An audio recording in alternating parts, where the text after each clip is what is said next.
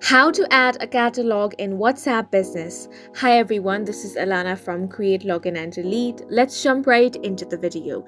Now on WhatsApp Business, you can create your catalog and share your products and services with customers. For that, you want to tap on this first icon that you can see.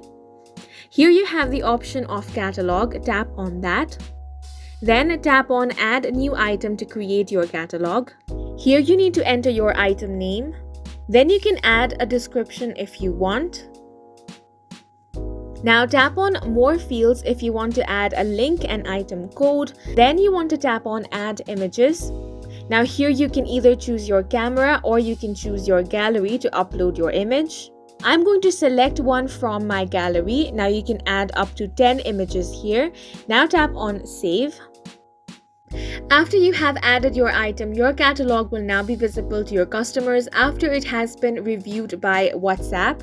Then they can view it by opening your chat and tapping on the catalog button.